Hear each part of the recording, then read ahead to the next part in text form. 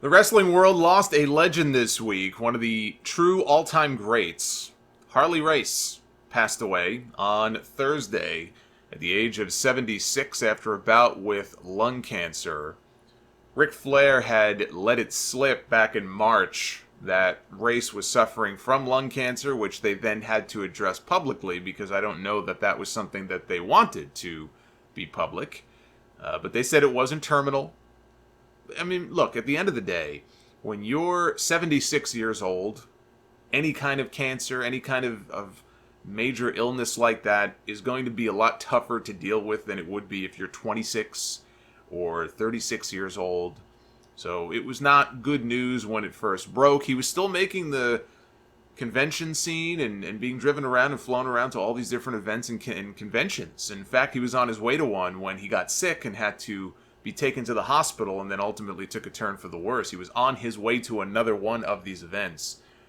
His son Jason posted on Harley's Twitter account the following: "Today at 12:50, we lost the man that fought up until the very last of his existence. More information will be released soon. But just know that he loved pro wrestling and the fans that loved him. Harley Race, we love you." Former WWE star Trevor Murdoch, who trained with Harley at his wrestling academy many years ago, he was pretty broken up about Harley's passing. He posted something I think that's worth mentioning on Facebook. He posted that Harley needed to be transferred from Atlanta to St. Louis. Said he needed a med flight, like a medical flight, because he was in very rough shape physically when he got sick recently. And he said Medicare wouldn't lift a finger to help him. Don't even get me started on the healthcare system in this country. So he said a call was made to WWE, and within 10 minutes, it was paid in full. He said Vince McMahon never blinked an eye. He wanted to make sure that Harley was taken care of. Thank you, Vince. You gave me 2 more days with Harley. And so that was a very cool thing for WWE to do, and I just thought that that was worth mentioning here because there are a lot of stories about Vince McMahon, and don't always paint him in the most favorable of light, including one story actually that Harley himself told, which I'll get into here in a little bit, because they had a history together before he even came to WWE. But that was a very cool thing for them to do in his time of need. One of the toughest men to ever set foot inside a wrestling ring by all of the different accounts and all the different stories about him from over the years. You know, when you hear about legit tough guys in the wrestling business, you always hear Haku's name mentioned. He's always at the top of the list. You might hear other names like Danny Hodge or Billy Robinson, you know, guys like that. Joey Janela, no. But Harley Race was another one that you would not want to mess with in a real fight. He is not somebody that you would want to cross. You wouldn't want to see him in his prime in a dark alley, or probably a well-lit alley, and get on his bad side. And Harley was in 2 horrific car crashes in his life. One that threatened to end his wrestling career, and the other one that effectively did. The first one was on Christmas night in 1961. This is it's a fascinating story when you really read up on it. And you can find websites that have some details about the wreck and what happened, but I went right to the source on this. I wanted all the information on what happened here. So I went to his book, King of the Ring, the Harley Race story. And in his book, he gives all the details about exactly what happened. He was still new to the wrestling business at the time. Again, this is 1961. He had been in the business maybe a year or so by this point. So it's Christmas night, and he is with his wife at the time, Vivian, who he had just married. They just got married the month before. And she was pregnant at the time with their first child. His car is climbing up a hill on one side. On the other side of this very steep hill, unbeknownst to him, is a tractor trailer. It's a tractor trailer loaded with eggs. And they're barreling towards one another. They don't even know it because neither one of them can see each other over this hill. And I've been in certain places. I think the scariest one I've ever been on in terms of like driving up steep hills was in Reading, Pennsylvania, of all places, many years ago. It was like a family trip. And they have, or had, I don't know, a bunch of outlets out there and stuff. At the time, I think they had like a Bachman pretzel outlet. This is just memories from when I was younger, but I remember going up this hill. It was like we were going up into the sky. You couldn't see anything. It's like being on a roller coaster. You're inching up, and then finally you reach the top. Your guts fall into your into your stomach. You get that feeling like, oh shit. And you get to the top of the hill, and then it's a steep climb down. But if there's somebody coming up from the other end, and you're on this narrow road in the middle of nowhere, like we were in Reading, it could end very badly. So it's very scary. I can only imagine at night. Imagine not having your lights on. So they don't see each other. Until finally they do. And the tractor trailer swerves, and it jackknifed, and the cab and the trailer slammed into Harley's car. He said that he and his wife were both pronounced dead at the scene. They could not find a pulse on him. They thought he was dead. It was only in the ambulance, his body moved slightly or twitched or whatever happened, and they realized, oh shit, this guy's still alive. So he's in the hospital a few days later. He finally regains consciousness, and he asks the doctor, "Where's my wife?" And the doctor just says, "What wife? You don't have one." Now, he knows the guy was just being ignorant. He wasn't saying that in a joking way or to be malicious or anything. But he said he's very lucky that he was not physically able to get up out of the bed at that point, because if he was, he would not have had a doctor either. That's how he felt when he heard the doctor say that. So, you think about this. He's in this horrible wreck. He's severely injured. His career could be over. But more importantly, he lost his wife, and he lost his unborn child. And he wasn't out of the woods yet either, because his legs were so badly mangled and injured, the doctors wanted to amputate one of his legs. And that would have been the end of any kind of wrestling career, most likely. Would have been over before it really even had a chance to get going. And it was only because the promoter, this guy Gus Karras, he was the promoter at the time that Harley was working for. The promoter rushed to the hospital, and he convinced the doctors, don't do it. Which, of course he would. Why wouldn't he? He says, don't do it. Let's get a second opinion. Let's fly him or whatever. Get him to a different doctor and at least see what this other doctor has to say before you go cutting this guy's leg off. And so they did that. They got a second opinion at a different hospital, and they were told, we don't have to amputate. We can try to save the leg. And that's what they were able to do. And then, of course, after that, he was told, you'll never walk again, let alone wrestle. And Harley told the doctor, I'll send you ringside tickets for my first match back. So then, that's the first car accident. Obviously, he was able to come back and have this great career for himself, multiple-time champion. But years later, in 1995, so this would have been when he was in WCW, and I believe probably still managing Big Van Vader at the time, he tells this story in his book as well. One night, he's driving down to the local bar. He's going to go shoot some pool with two guys that he thought were his friends. Turns out that wasn't the case. They were playing for fun. One of the guys all of a sudden says, hey, let's make this interesting. We'll put some money on the line. Before long, Harley realizes he's down $1,300. He's not feeling too good from these drinks that he just had. He's feeling very strange. And in hindsight, he says that he's convinced that these guys scammed him. He was sort of their mark. And they may have even put something in his drink, which is why he was feeling kind of woozy and just very strange. So he's driving, which of course is a no-no if you're feeling like if you're feeling weird after having a few drinks, you shouldn't be behind the wheel of a car, but whatever.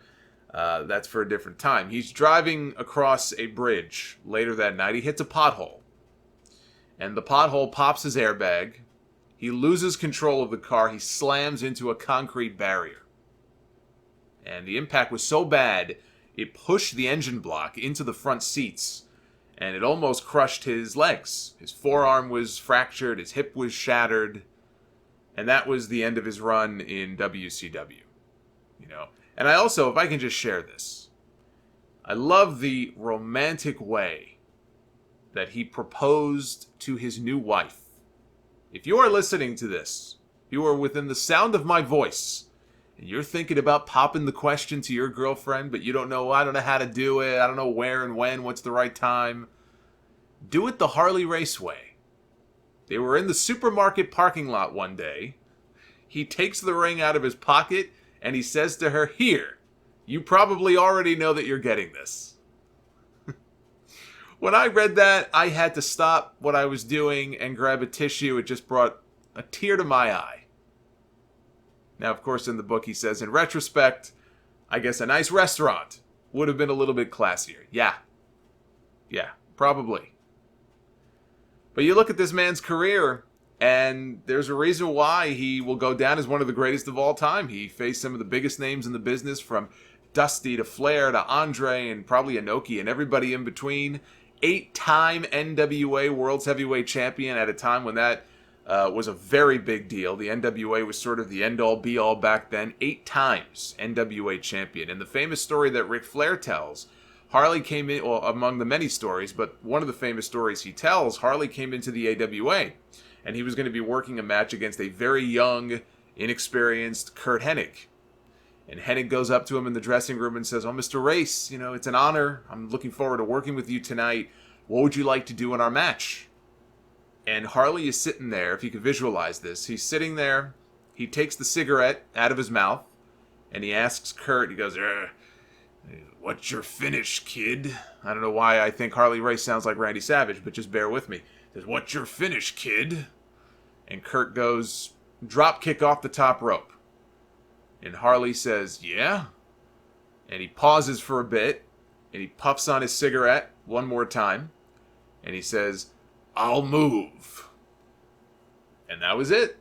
They had their finish for the match, just like that. He dropped the NWA title to Ric Flair in the main event of the very first Starrcade show, Thanksgiving 1983, but not before Vince McMahon. We're talking Vince Jr. here. We're talking about the ruthless McMahon. Vince McMahon tried to steal him away. 2 days before Thanksgiving, Harley gets a call at home, and it's Vince.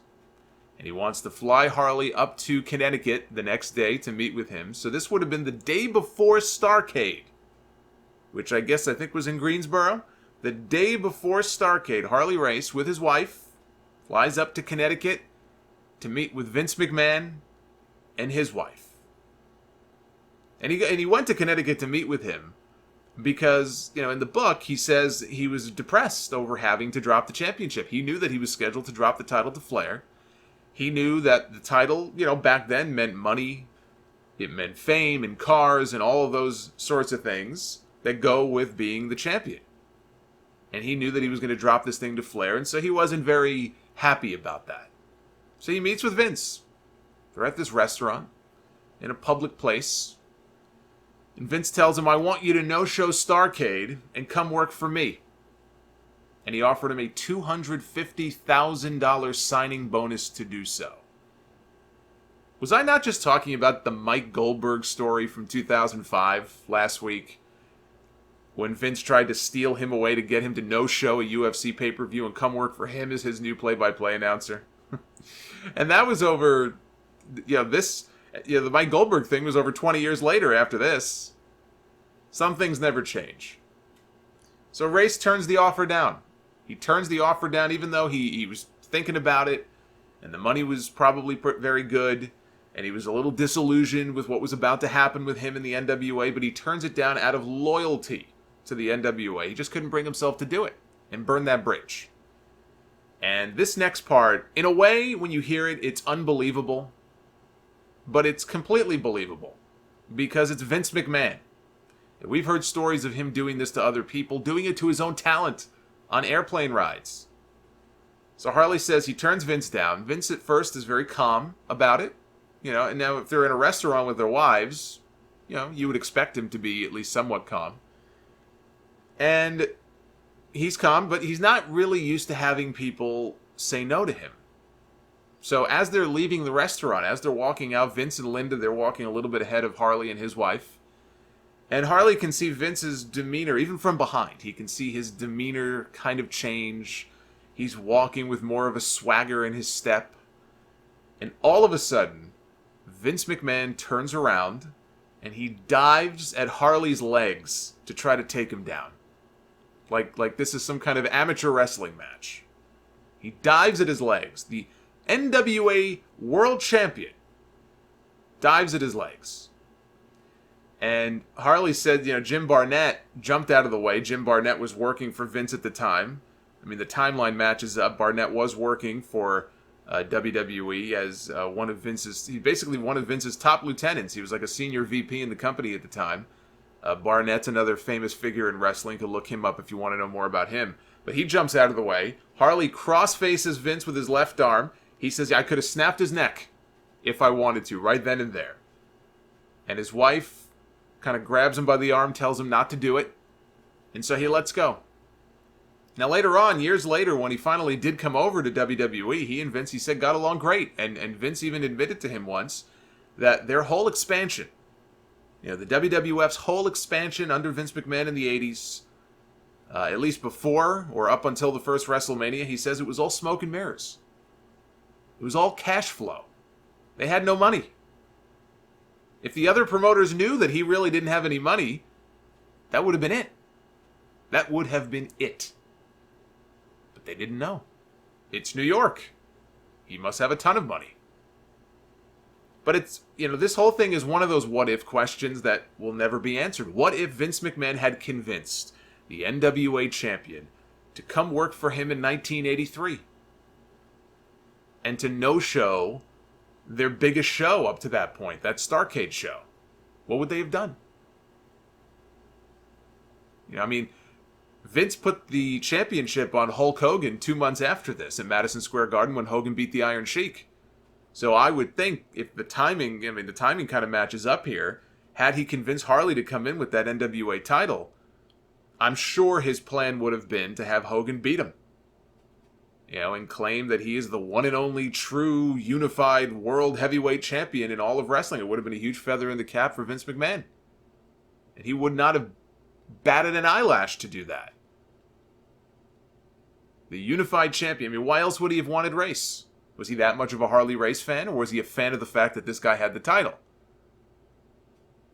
I'm sure he didn't care about Harley Race. He just wanted to crush the NWA. He wanted to crush anybody in his way.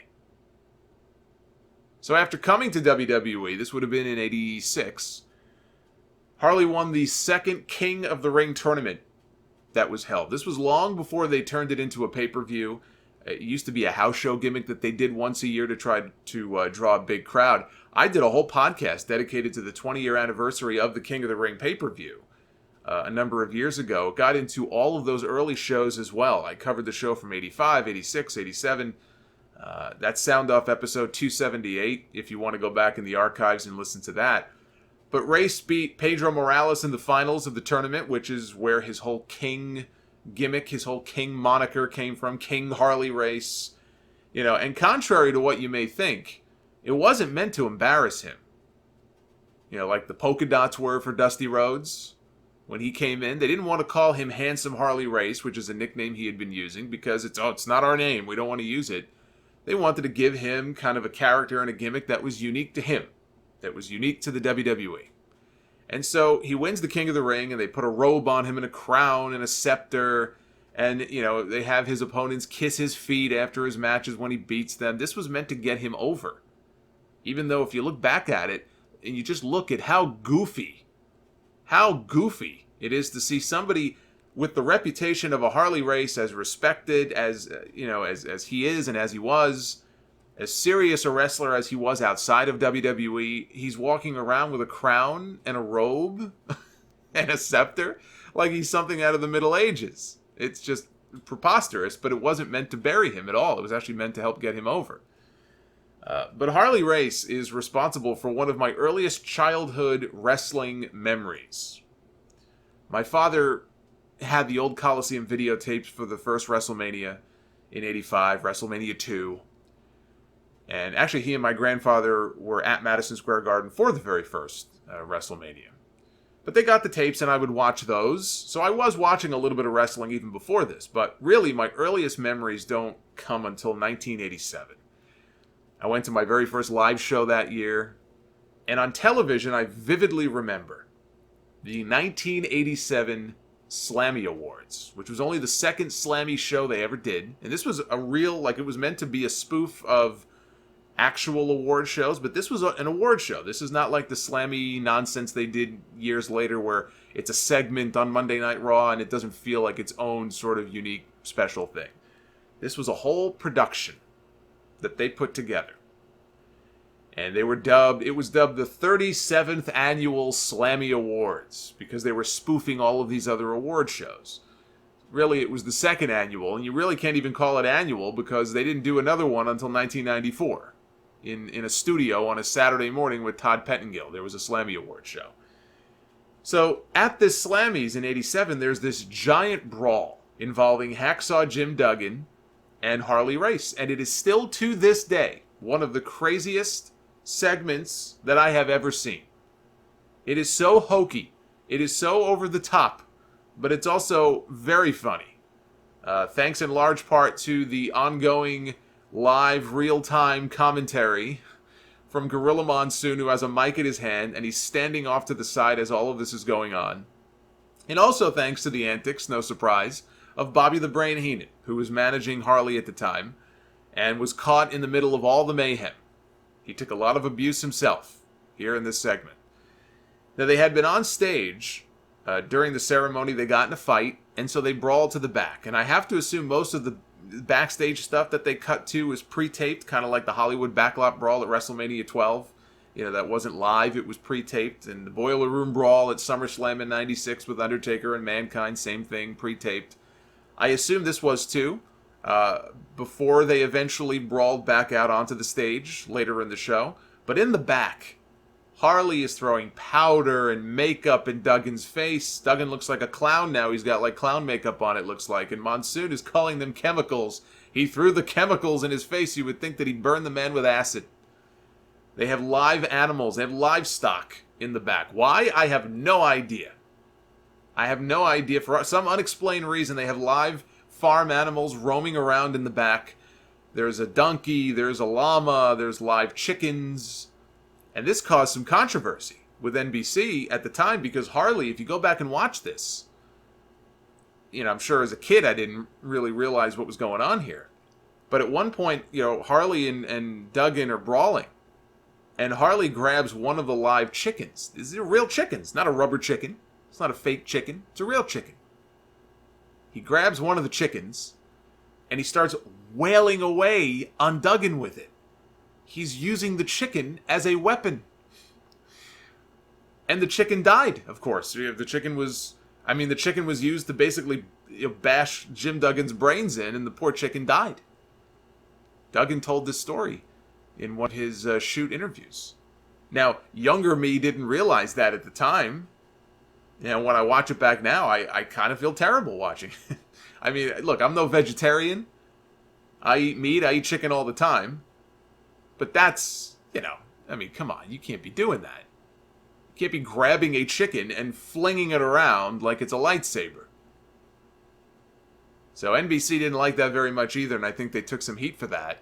But, you know, the chicken part aside, this is the wildest, most ridiculous thing that you will ever see. And I find it amusing that my earliest wrestling memory involving this great wrestler like Harley Race, and my earliest memory of him is brawling through women's dressing rooms and flinging chickens.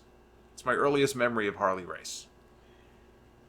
He suffered a pretty bad injury. He had a Saturday Night's Main Event match in 88. So this was only a few months later. And he was wrestling Hogan. There was a table set up outside the ring. He laid Hogan on the table. He climbed up onto the apron. It's not like he came off the top rope. You wouldn't see Harley Race diving off the top rope to the floor through a table. I mean, he did the diving headbutt in the ring, but he climbs up onto the apron and he just falls. He does like this falling, diving, not even diving. He just sort of falls over for what would have been, I guess, a headbutt. Hogan moves, and Race crashes through the table, stomach first, right on his guts, and the table breaks. If you watch it back, it doesn't look like anything overly, you know, dangerous or vicious as table spots go. But I guess there was some injury that occurred because it pierced his groin or his intestine. Something happened here, and he got severely injured, and I think he had to have surgery, and he was out for a very long time. And it really was the injury that ended his career in WWE. He came back and wrestled a little bit, but his career there pretty much ended at this point in that match with Hogan. So he went to WCW. He managed Lex Luger to a world championship there, among other people that he managed. But his biggest success as a manager, and the one that I remember the most him managing, was Big Van Vader. Vader and Harley Race, they made for a great combination in WCW. And one of the more amusing Harley Race stories, and this really doesn't have anything to do with Vader or WCW, but I just thought of it, and I wanted to make sure I mentioned this. One of the more amusing Harley Race stories that I've heard is the Owen Hart story. Now, Owen Hart, I'm sure all of you have heard the same stories, was a master ribber. He would play practical jokes on people. Everybody who knew him, including Brett, they all loved to tell Owen rib stories. Well, one time, a bunch of WWF guys, they were invited over to Harley's house for a barbecue. Whenever WWE would come to Kansas City for a Monday Night Raw, or whatever it may have been, maybe it was a SmackDown taping or something, but let's say it was a Monday Night Raw, as it was in this case, Harley would invite a lot of the boys over to his house for dinner. And one thing that he was known for was his chili. The famous Harley Race chili. Well, there's a bit of hot sauce out there, hot sauce product called Insanity. And it just so happened that Owen Hart had 3 bottles of Insanity on him. Now, I've seen the story told where it's just 1 bottle. Some people say 3. We'll go with the idea that he had 3 tiny bottles of this stuff on him. And when nobody was looking, he poured all 3 bottles of hot sauce into this huge pot of chili. And so when everybody went to go eat, they're gasping for air, they're reaching for water, or I guess milk is what you're supposed to drink, whatever they could find. They're just reaching for something to save their taste buds and to just extinguish the fire that they are experiencing in their mouths. I mean, look, if you like spicy food, or you use hot sauce on your food, you take 3 bottles of anything, let alone 3 bottles of this Insanity stuff, you're going to be reaching for something. Or you're going to be praying for death. One or the other. So, I watch that show Hot Ones sometimes on YouTube. I don't know how people do it. I mean, I hate spicy food, but it's like these people tortured themselves. They're eating wings that are getting hotter and hotter and hotter. Their eyes are watering. It's like, oh, this is so great. And they're like crying. I don't get it. I don't get it. It's like me watching Monday Night Raw every week. Someone's like, well, what are you doing? I'm like, I don't know. People like torturing themselves. What can I say? But anyway, everybody is suffering. And Owen is the lone person standing there perfectly fine. I don't know if he was just playing it straight. I don't know if he was laughing his ass off. But everybody is suffering and Owen is standing there and he is perfectly fine. So, the next night, at the building, at Monday Night Raw, Harley finds Owen. Harley, of course, was there. He was, I'm sure, the invited guest. And Harley shows up and he finds Owen in the dressing room and he goes to shake his hand and congratulate him on a prank well done. But instead of one of those funny hand buzzers that people used to use years ago as a prank, when you would go in to shake their hand, right, and they would buzz, like, ugh, okay, fine. Instead of doing that, Harley had a taser hidden in his palm that Owen did not see. So he tasered him in retaliation, and Owen fell to the floor unconscious, apparently. He walked right up to this guy and electrocuted him for spiking his chili.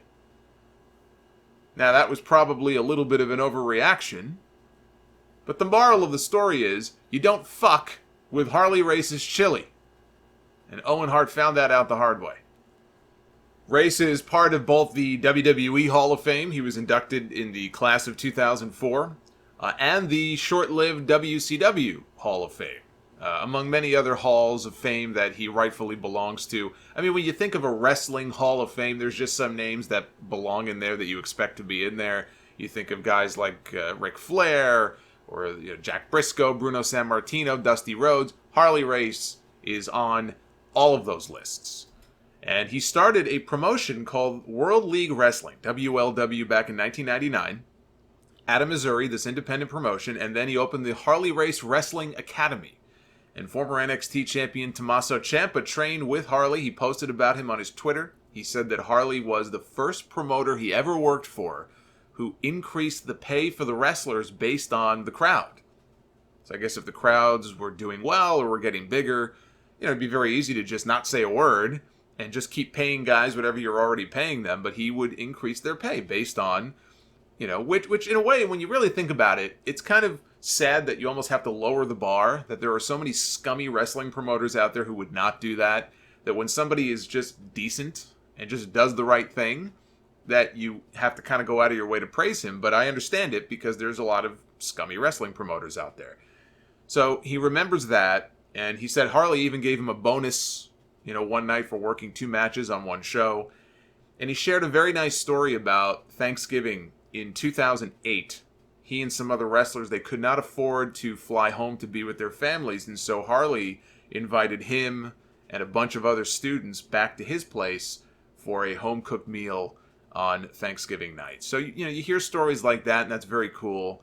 And you'll hear more stories, and maybe there'll be more details that come out about exactly what happened, that led to his passing this week. But I just wanted to take some time here to tell some Harley Race stories and talk about the man's career, because it's always sad when we have to talk about, another wrestler died, and, it's worse when they're very young. But even when you have these guys in their 60s, 70s, 80s, who lived a long life and had a great career, it's still sad because there's this whole generation of old school wrestlers and big time stars. And, people talk about this when it comes to like World War II veterans, right? Oh, they're all dying off.